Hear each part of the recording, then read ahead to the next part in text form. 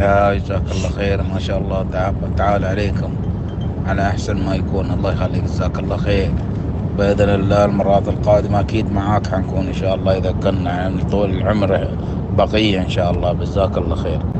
بارك الله فيك يا اخوي احمد. لا لا بالعكس والله ما عليك قصور، يعني شغلك نظيف، شغلك مرتب، والامانه انت مش مقصر معنا. الله يحفظك يا رب العالمين حبيبي والله وتستاهل كل أحمد خير. عزت، لا والله ما قصرت، وشكرا أنت والشباب كلهم. شكرا شكرا، ويعطيك ألف عافية يا حبيبي أحمد عزت.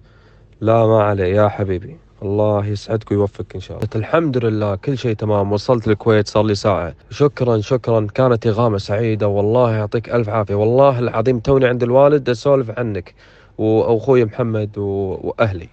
والله يا أحمد عزت حبيبي حبيبي، شكرا لك. هنحجز لك جميع فنادق مصر بأقل الأسعار، هنوفر لك حجز تذاكر الطيران على جميع الخطوط، وكمان بنوفر إيجار أحدث أنواع الفلل والقصور بأسعار ممتازة وأحسن جودة وأكتر راحة وأمان. تمتع برحلة ممتعة وتواصل معنا. أهلا أستاذ أحمد، شكرا جزيلا. وصلت الفندق وعملت دخول، لله الحمد، فندق جميل وخدمة جميلة، وأنا شاكر لك جدا حبيبي، وخلنا على تواصل معك إن شاء الله. شكرا حبيبي والله يا أحمد عزت، لا والله ما قصرت، وشكرا أنت والشباب كلهم.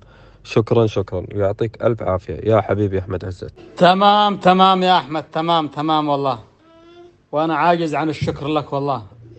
تسلم يا أخ أحمد. يعطيك العافية يا عم أحمد، يعطيك العافية أول حاجة، وثاني حاجة والله الناس تتشكر فيك كثير في أخلاقك وتعاملك وأسعارك. حبيب قلبي حبيب قلبي، والله ما قصرت معي يا حبيبنا، والله يعطيك العافية. أبشرك وصلنا الغرف والأهل يسلمون عليك، ويعطيك ألف عافية.